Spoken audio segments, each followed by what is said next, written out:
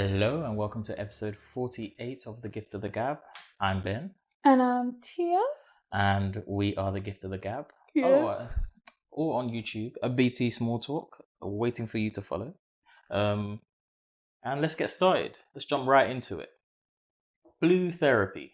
So You forced me to watch it, and I watched it. And it wasn't that bad. It wasn't as bad as I thought it would be. Yeah. I was kind of put off from Backchat because it's nothing to do with Backchat. But it was on the same channel, and it's by the same production company. Is it? Yeah, it's Trend Central channel, and it's got one of the main Backchat characters. So I assumed it was like a sort of similar vibe. So I was just like, I'm not really interested because I was interested in the first few episodes of Backchat, and then the rest just became shouting matches and just too much drama for my.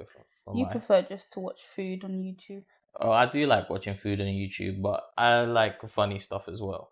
So, and usually this isn't my sort of content. So I gave it a watch, and I was like, oh no, this isn't bad. And I want to start with the first couple on the screen. So Chioma and Paul. Chioma and Paul. So what were your? Me or you? Who's going first? You go first. My first impressions of Chioma and Paul.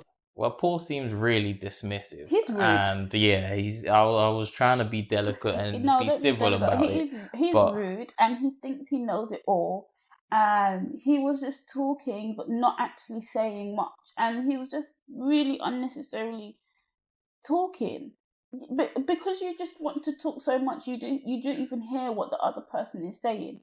And now you're saying something else and the other person means something else, and because your head is so hard, you can't even understand what the actual topic of discussion is. Sorry, you were meant to be going. Yeah, my mouth is still open from when I was meant to go, but go and get it off your chest. So you. Yeah, Paul is quite dismissive and quite rude, and there was a couple of things I picked up on, and I think it stems from it seems from this first episode. Obviously, I don't know him. That he's very close-knit about stuff, especially when it comes to finances, and he becomes very defensive about the topic. And somewhat, I think, it stems from an insecurity from what Chioma was saying, that he's usually the small pond in a room full of big fish. Yeah. The small fish in a room full of sharks or whatever. Yeah. And whatever. I just made that up. But which can be good because at least you're learning from more experienced people, but I think it does also come across when he's displaying the way he talks about his finances and stuff. And I'm sure he's doing great, but he seems to be a bit guarded about it and a bit defensive about anything. And one point I wanted to pick on in particular was when the therapist, Denise, is her name, asked him about what does he do in his life, and he became super dismissive of it and even rude to her, and was like, well, is that what you want to know about my finances? Is that what you want to know about? And she was like, I just wanted to get a picture or a character of who you are and what you were like before Chioma. And I think, as you were saying, many of the points you raised were correct, that he is essentially he doesn't seem to listen. And there were some traits where I was like, Ben, I've seen myself do these things. I've seen myself do these things as well. And I'm like, oh, when I can see it on someone else, I was like, oh, no, that's not cool. I was like, maybe you should be quiet right now. And sometimes, and it made Chioma come off looking very good. And I'm sure there might be issues on either side, but the way she was able to conduct herself at the moment portrayed her much better than what Paul was looking like. Isn't that interesting?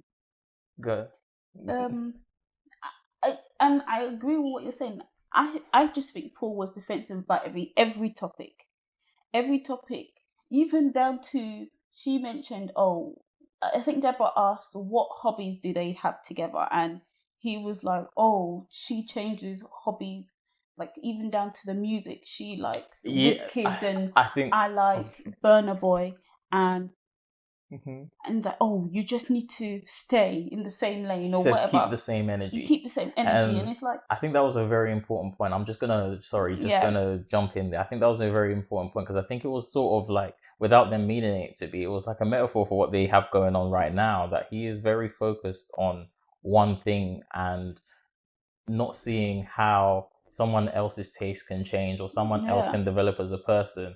And because he still likes what he likes, he's like, why don't you like what you like? Why are you changing up on me or not liking me for who you fell in love with? Yeah, he doesn't get it. But then his argument, if you're thinking of what he's arguing, he's saying this is how you met me. Yeah. And now you want me to change. And how come when I want you to change, it's not the same? But I don't know if that's what she's arguing. But she didn't say anything about him changing. No, but I think he thinks she wants him to change. No, she's just saying you need added extras because you can't. Everything to do with our relationship is just financial. But she's saying that she wants more love and affection. But I think that is a change. A fair statement. But I think that is a change. If that's not what, if when she met him, he was, as he is describing, to be like this, and she was like, I like a go-getter. And when she was in the relationship with someone who is a go-getter and doesn't so much pay attention to the intimate side of the relationship, and she's now wanting more, which is a fair criticism, but if coming from him to play devil's advocate, this is like, if he's saying this is who I was, and now you want me to change into something that I wasn't necessarily before. I guess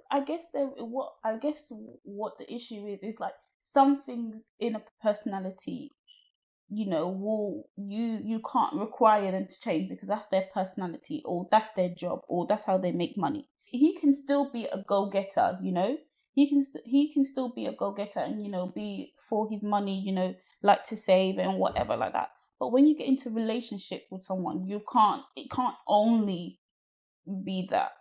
There are some things that are gonna have to change or develop, or you're gonna have to do that you wouldn't have done when you wasn't in a relationship. Do you get what I'm saying? Like you wouldn't have to be romantic if you're not in a relationship. You wouldn't have to, sacrifice some of your time to be in like when you're not in a relationship with someone. Yeah.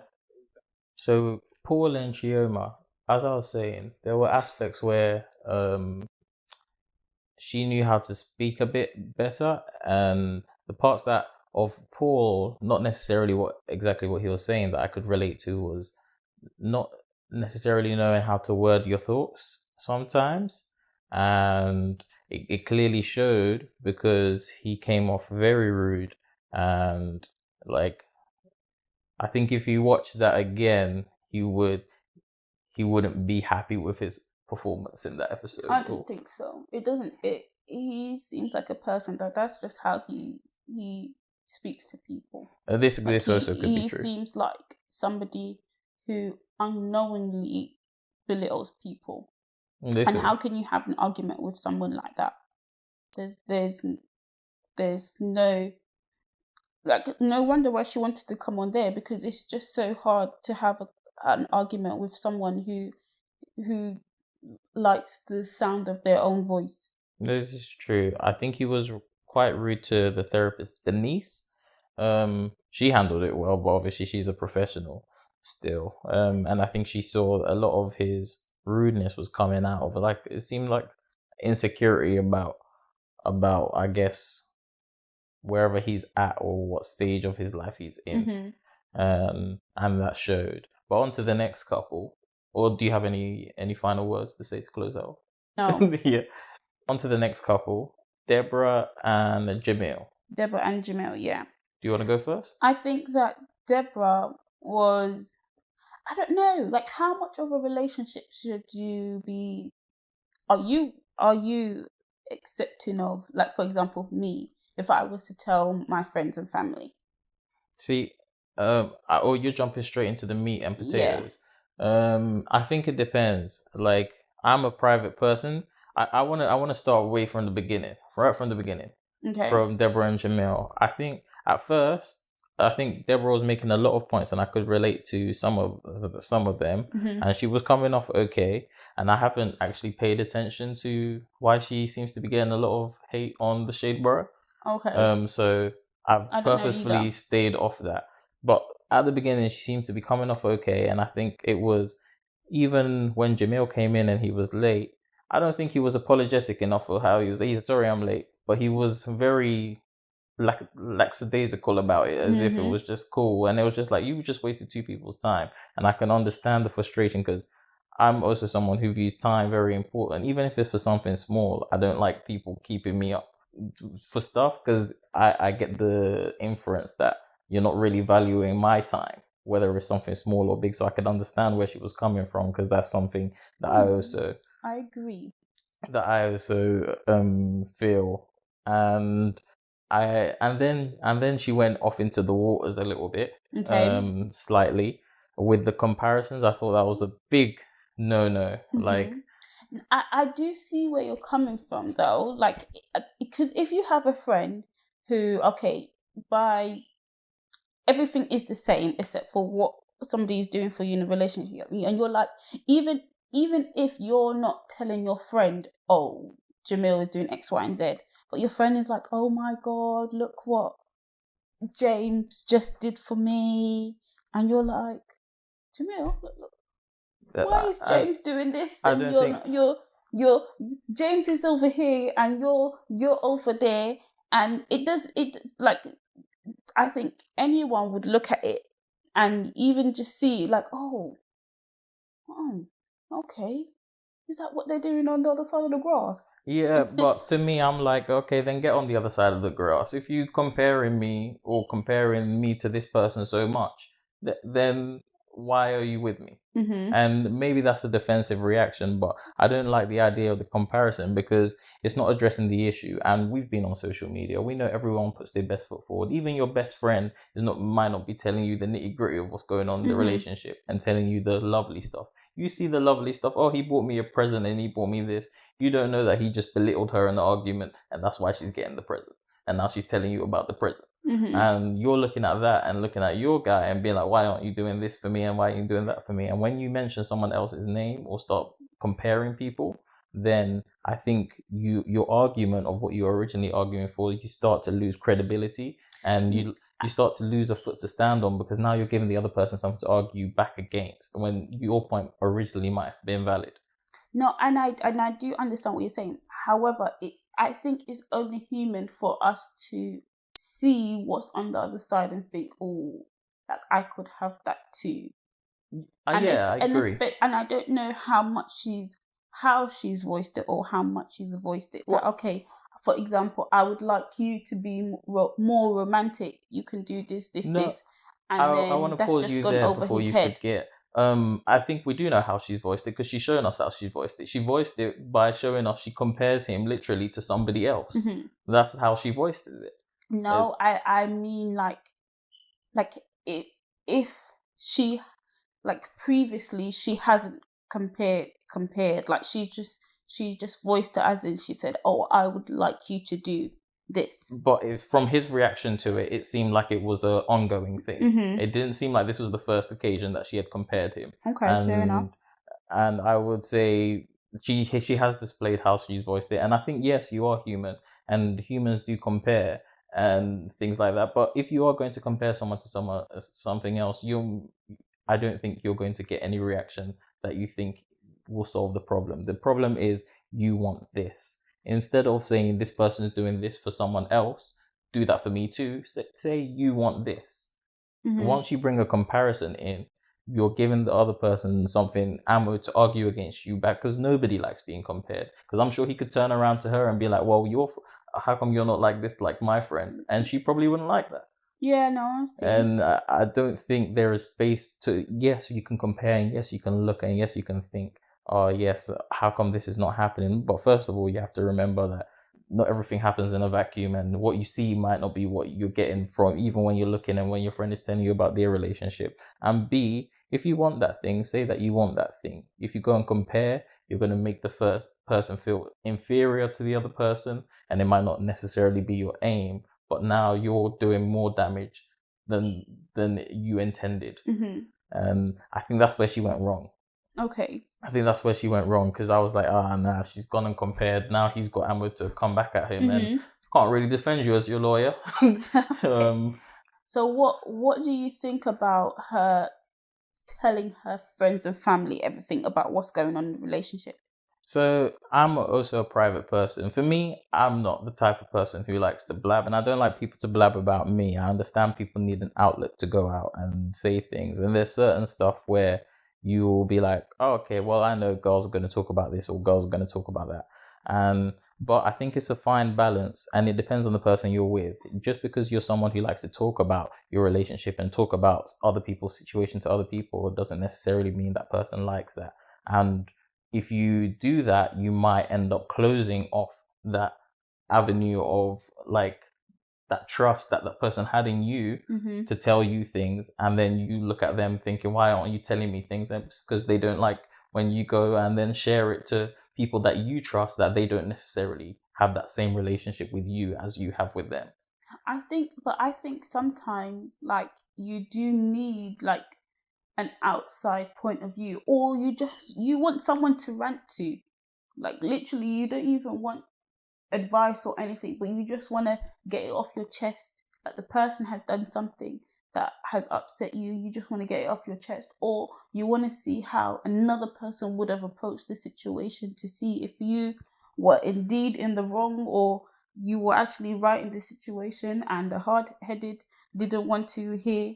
I will interrupt and say I agree with that. Like I agree with getting things off your chest, and I think that's why I say it's a fine balance, because it seems like Jamil is someone who likes privacy and likes wants to be he's a private person, and she's more of an extrovert, maybe like likes to talk about things a bit more and likes to share with her friends and her family, and he views that as a breach of trust, and he doesn't like that, and that's where the fine balance comes in. And I understand that yes, you might want to go to someone and get it off your chest and stuff, but often a lot of these sources aren't professionals, and a lot of these sources are biased in your favor, whether you think so or not, because by the virtue of the fact that they know you better than they know the person. Yeah. So wherever you go looking to see if the person was hard-headed, you're going to get confirmation bias and think you're even more in the right.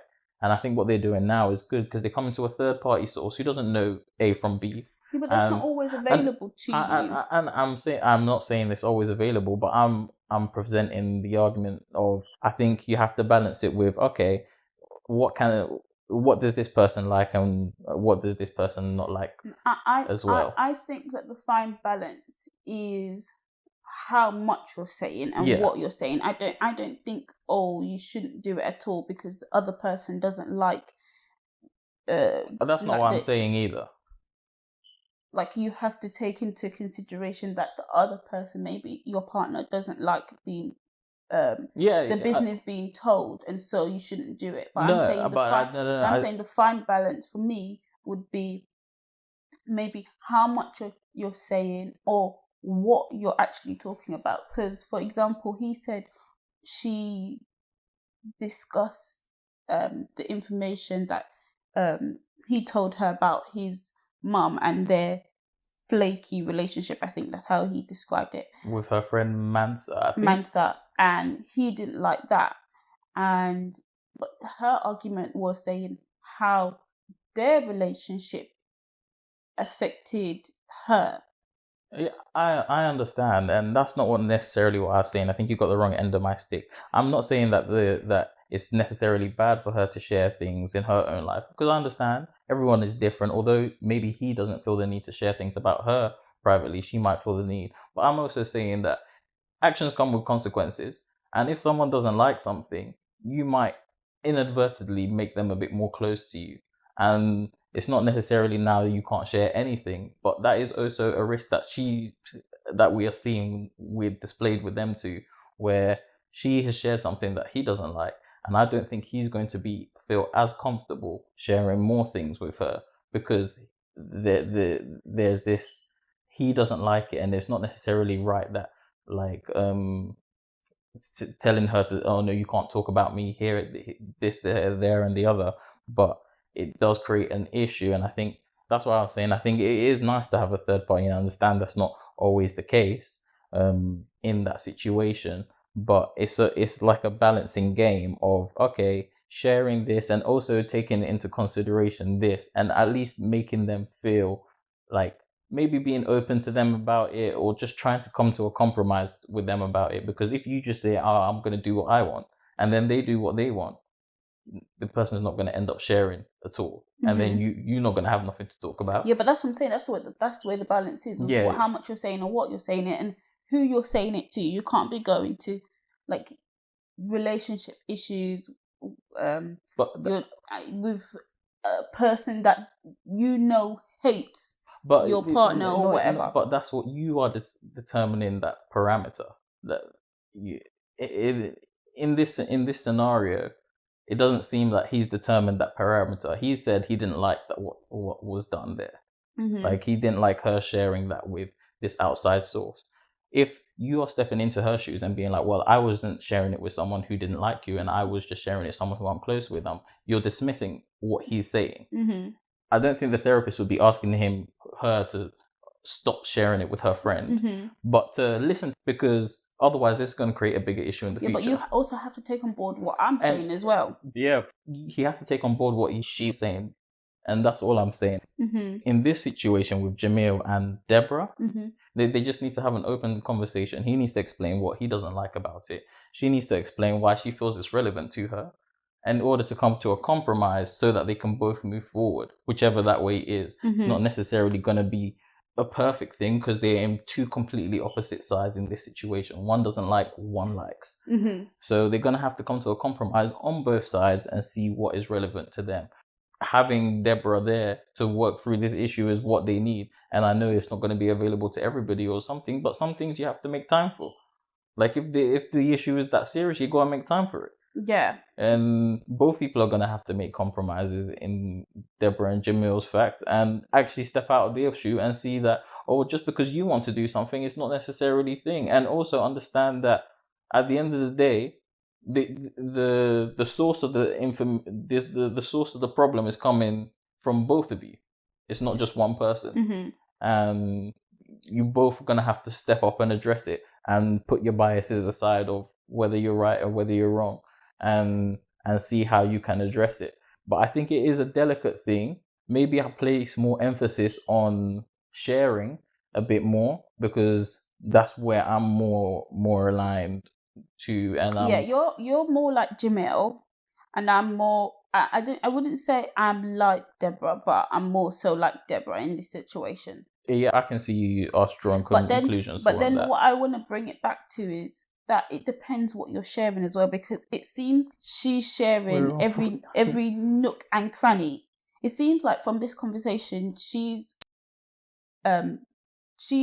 discussing every aspect of her relationship with her best friend, with her best friend, which I don't think is healthy to do that. Everything you do, you have to go and tell someone else, which is what the problem, it seems like a big problem. But I'm saying, if it was my arguments were, if it was certain topics that you feel like, okay, I want to seek advice, not everything. Yeah.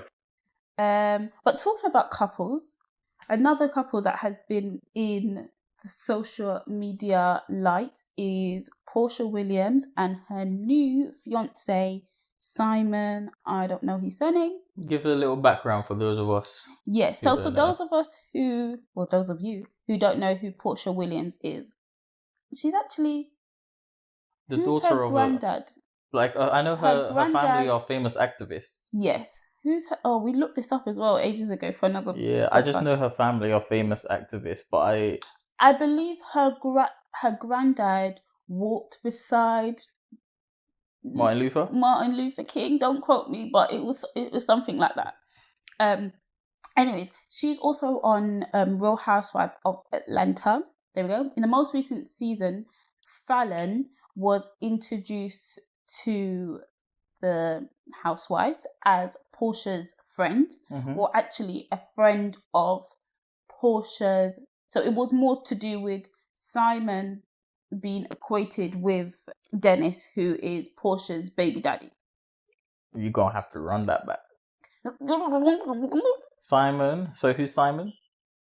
Falynn's. Well, at the time of them filming, yes, Falynn and Simon were together. Okay. And Porsha and Dennis they've got a baby together. Okay. PJ. So they were introduced. So Simon and Falynn were introduced to the show as a friend of Porsha. Okay. Right. Are we still in the same page right now? Yeah. So Falynn wasn't really on the show that much, but from what I did see, Falynn brought her and some other girls to the house. They were swimming in her pool. They were, smoking her shisha and all of that stuff. Well, anyways, this week, Porsha put out a statement basically declaring her love for Simon. Oh, I've forgotten the most important fact. Falynn and Simon filed for a divorce. I believe everything was finalized at the beginning of the year, January 2021.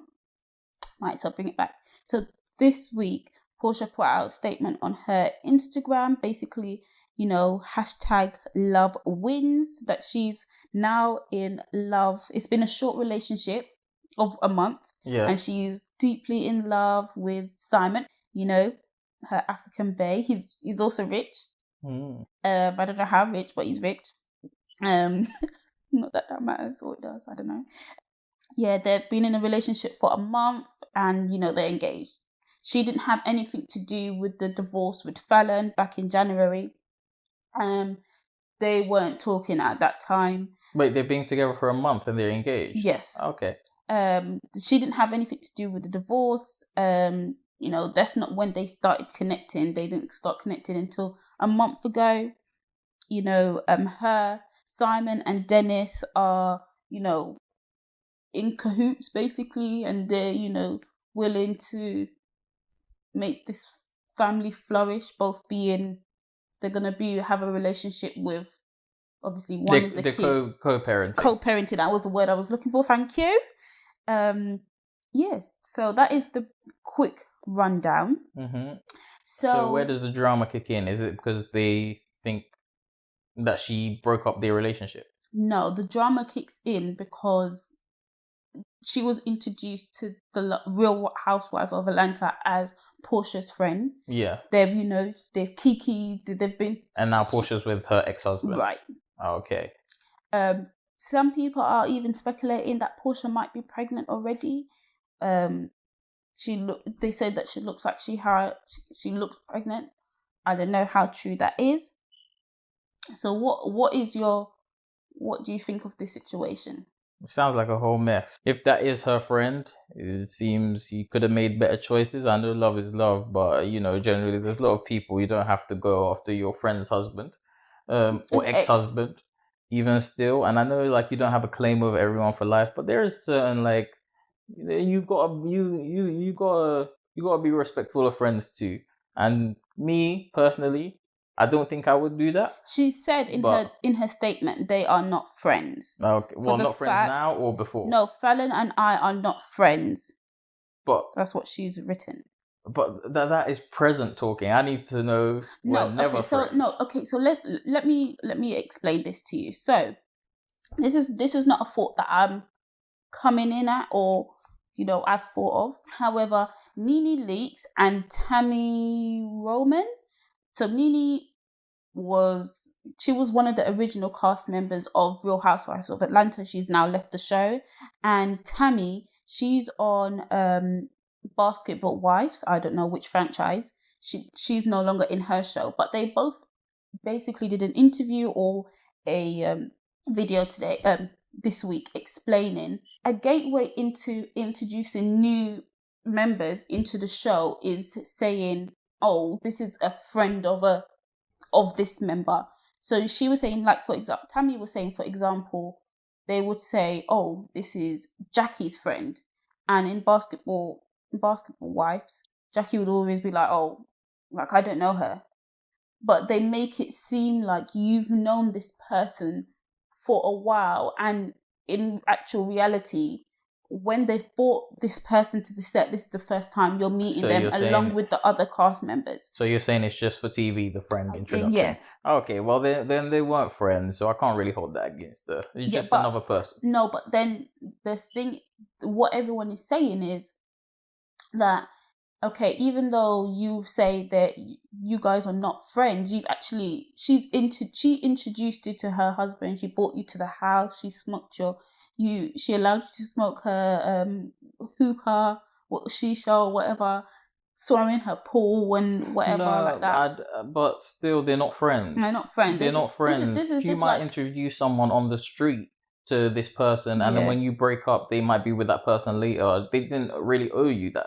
yeah. Like, they didn't owe you that, because I can understand they're workmates, but they're not really friends. If it seems This is like that. literally just workmates. Yeah, it just seems like they're workmates. It's unfortunate, and I'm Yeah. sure it's not nice, but like it would be like going to a Christmas party with your significant other, and they meet someone from work, or like they even with their husband, they meet Mhm. someone after you guys divorce. They start going out later. They hadn't had any association together. It's like, well, this is not your favorite situation, but you weren't really friends. Yeah. And yeah. So you don't agree that Portia's in the wrong here? If it's as described, then I don't think she's in the wrong. She could have been a bit more tactful. And how would she be more tactful? I don't know. Did she rub it in her face? No. Oh, okay then. I don't know. Then I guess I don't think she's in the wrong. I personally it's unfortunate, but I don't think she's in the wrong. It is unfortunate, but I think sometimes I think there are certain situations where you might actually miss out on a blessing because you're sticking by this rule. But I do understand that, there's obviously a girl code or guy code, or there's a code of conduct that you need to be following. But then for some people, they've not stuck by that code, and they've been with the person that they've been with for years, and it's really a loving, happy relationship. You might block your blessings. I get what you're saying. Basically, you might block your blessings by following each letter down to the T in this code. But the thing is, it's at the initial part of the relationship, because with the code, is if you've got a really good friend versus someone who you don't know at all, are you willing to sacrifice that friendship for a maybe chance? And most people are not. Yeah. Some people are. Yeah. And sometimes it works out, and sometimes it doesn't work out. And you've lost both, isn't it? Yeah. And then now you've lost both. But it just depends. But what my issue is how quick it's happening. The only reason why I might think maybe she is pregnant is because they've only been knowing each other, from what she says, for a month. They're engaged. She's introduced him to, it seems like, her mom, dad, sister. Well, not her dad, her sister, baby daddy, daughter. And then they've taken the extra mile to, the equivalent of, when people put on Facebook in a relationship with, she's done the equivalent to that to solidify the relationship. And it's it's only been a month. So why? She didn't put in her statement that they were engaged. He put in his statement that, they're engaged, and he put the ring picture. But at first I was like, it's only been a month, so why do we need to, why this long paragraph Seems to like let us know? It was like she's defending an attack that hasn't happened yet. Yes, and that was in my initial thought was maybe somebody has caught wind of this and it was going to come out. And so she was like, before you put me out, I'm going to put myself out, and then that way it's not as bad, isn't it?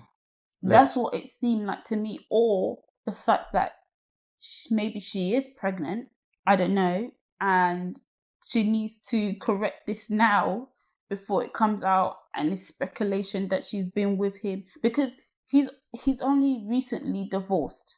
Yeah. Very recently. So I don't know, it just seemed like a whole bunch of mess. But I will be tuning in to, sip my tea. And I'll be getting the highlights. Yes.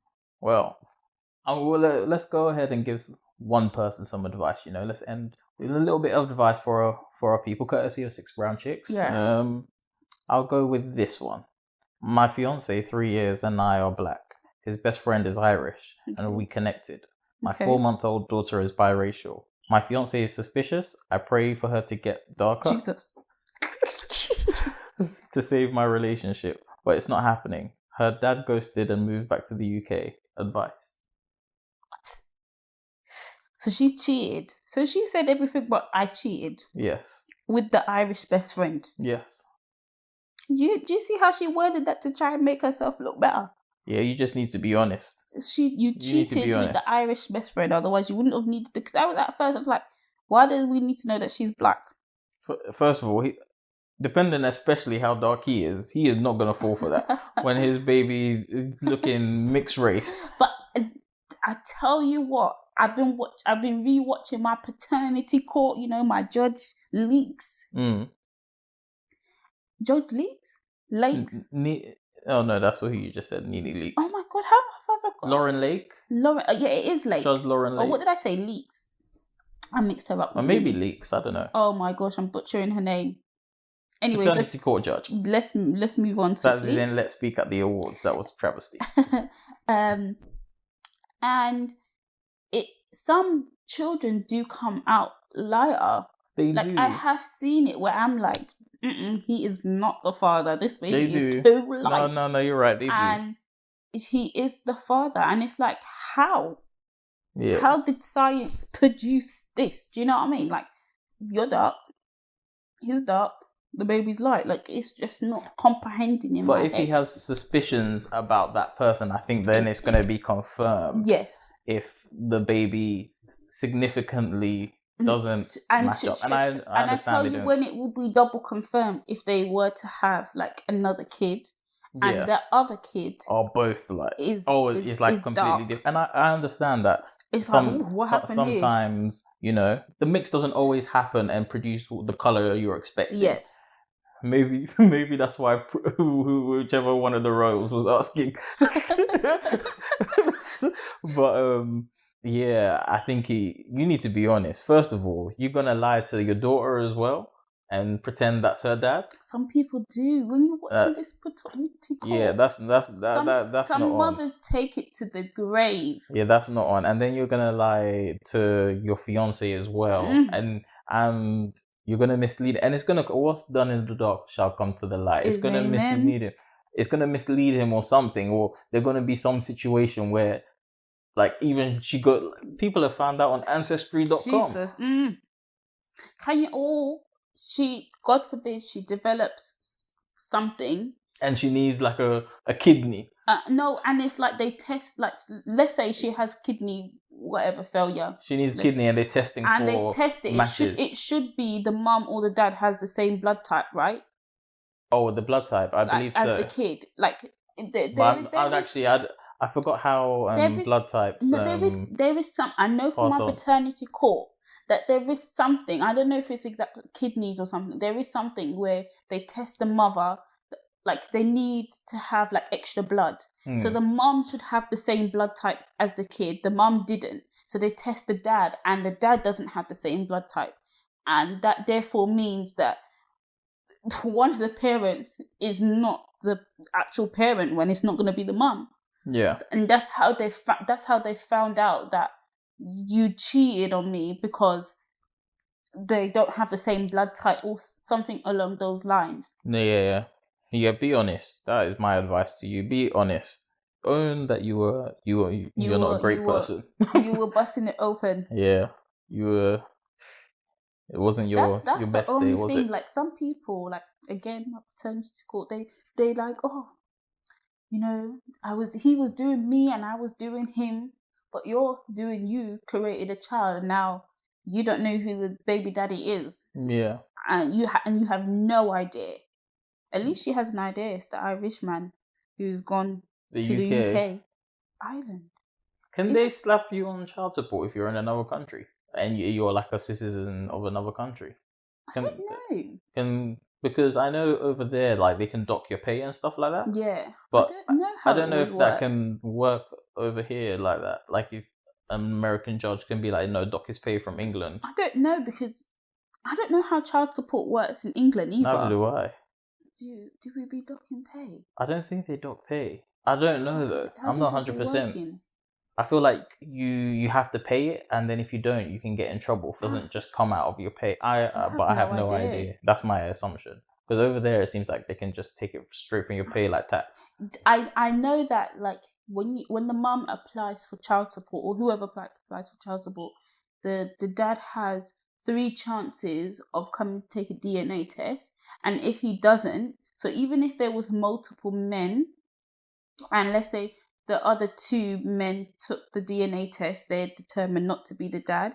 If that third man doesn't show up, then he automatically assigned the dad, even if he wasn't or not. And now, once they've done that, it's almost impossible to take his name off. Yeah, I was going to even say with paternity court, one rule I don't really agree with is, you know, when the guy has been lied to and he's written his name on the birth certificate and then they find out that it's not his, and now like it's almost impossible to take their name off the birth. Yeah, I feel like that system, I know it's there to support the child, but I feel like the mother in that situation should be facing some, at least some little bit of... Yeah, because I've seen some cases where the guy is like, he was happy to sign the birth certificate, he was happy to pay the child support, you know, look after the kid and whatnot. And it's like 35 years later that he's now finding out that this wasn't his child, and the mother knew. And it's like, it's just like, I'm sorry. Like how and like some cases where like the kid is actually lying to the dad, that the kid like is not quite lying. It just come as a consensus that you've got 2 dads think they're your dad, and you just don't mention the other one to the other one. It's just like, you know. Yeah, and then I don't necessarily blame the kid for that, because it's so easy to manipulate a child to do your bidding. So easy. And like, and if they're growing up like that, they almost just think it's normal. Yeah, there isn't. But when you come to a certain age, I hold you responsible for some of your actions. Yes. Like, I don't necessarily blame fat children for being fat, but once you get to an age, I know you've learned the behavior. Age?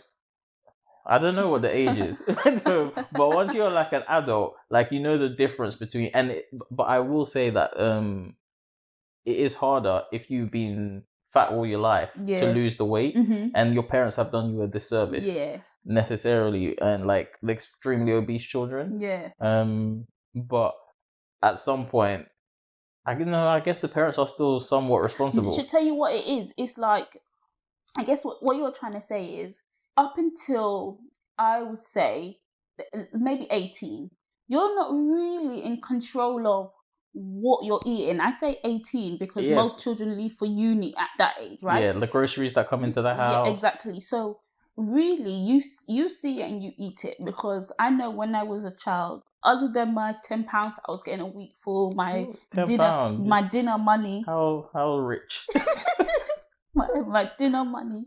I didn't have any other money, so I couldn't really afford to do no, especially healthy grocery shopping, even if I wanted to. Yeah. And so if my mom was gonna order food, best believe I was eating it. Yeah, if there's pizza in the house, frozen pizzas, that's what you're gonna eat. That's what you're gonna eat. If there's Mediterranean salad, that's what you're gonna eat. Hopefully, yeah.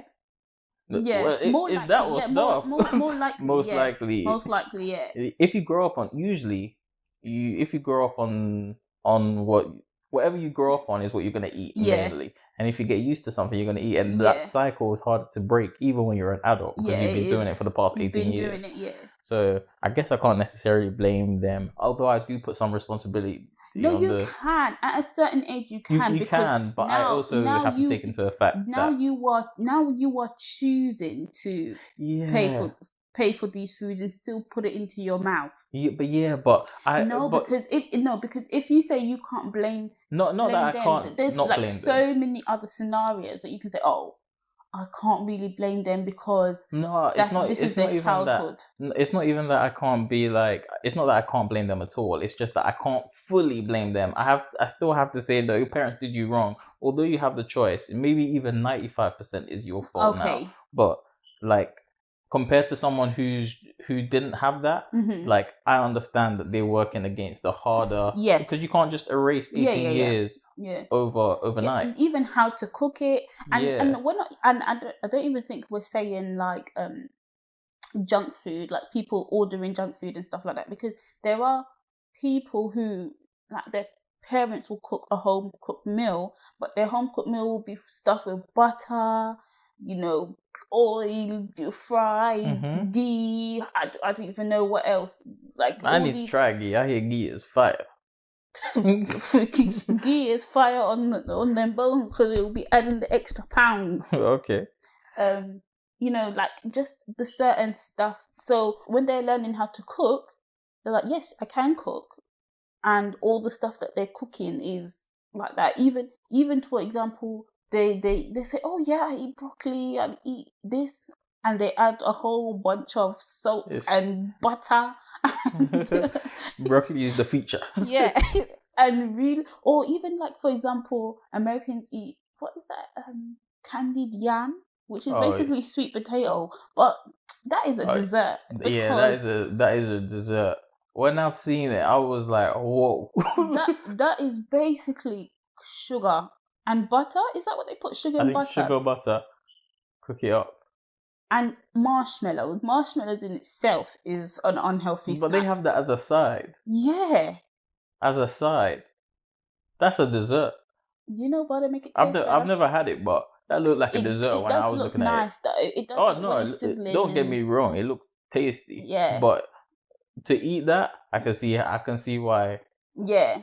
I can see why they shape like that.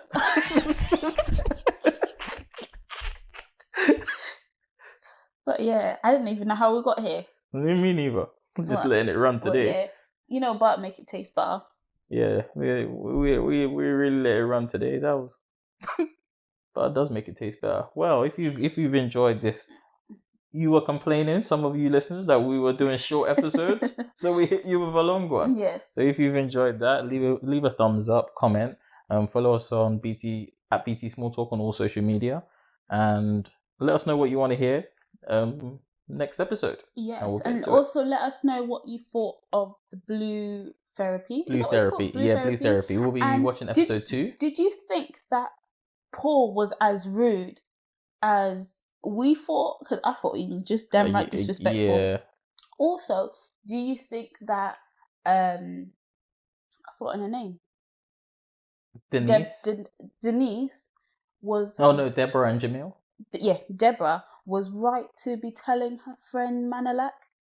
No, Mansa.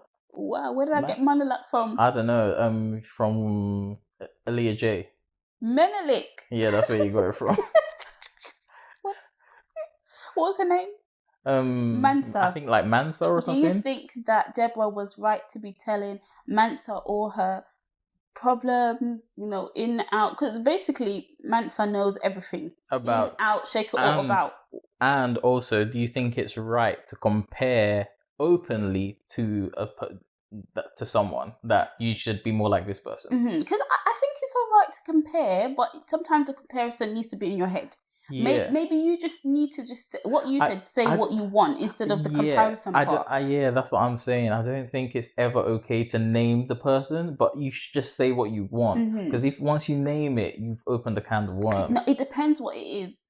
Because you can strike a comparison and it's not that deep. I know. I don't know if it's all black parents. I know African parents. I know Asian parents.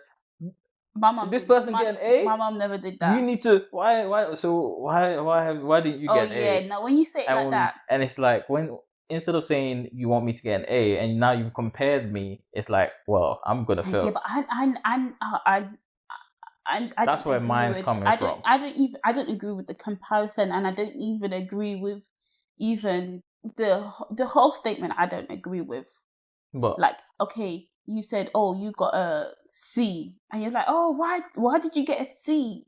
The top grade was A star or whatever. It's numbers now. It's like I grew up on that. You first of all belittled me for the hard work that I've put in, and then you've gone and mentioned Susan. I think that's probably why I'm more. Okay, yeah. I guess when you put it like that, because there in my head, there's no scenario where you compare me and I feel good about it. No, there might be. I can't think of one. Like it might be in a jokey way. Yeah, and that's in a jokey way. Well, when it's a joke, that is fine. Like even when you were saying it earlier, the thing you said it in a joke. I was gonna jump in there, but then I forgot to say it. Like if you said it like that and it's a joke, that's fine, and then there's nothing meant for it. But if you're saying it like, why don't you do this like this person? It's like, well, it's gonna make my instant reaction because of already what I've experienced. Be like, well, then go be there for that person's mum then. go be his mom then. You want the A so bad? Yeah. That's what I'm thinking. But yeah, so immediately you want to react to it. Yeah, it just adds insult to a room, Yeah, doesn't it? don't It's help. like, Just no, actually, now I'm starting to agree with you. When you brought up that example, I'm starting to agree with it's you. not more. nice. It's not nice. It's not nice. There's not a scenario I can think of that you are gonna help. My mum never compared, but what she would say is like, "Oh, why didn't you get B? Or like you got B, why didn't you get A star?" You know what? I'm gonna put you on the grill, so what mine would be like is, even if she didn't say a name, sometimes it would be like, I would be like, oh, I got an A. So what did everyone else get? What was the highest grade in the class? Did anyone else beat you? I was just like, man, just be happy about the A. Just say well done. Yeah. Just be happy about the A. Just say well done. Yeah. Oh, I'm so proud of you, son. Well, we'll leave it on that. Tell your sons you're proud. Ciao.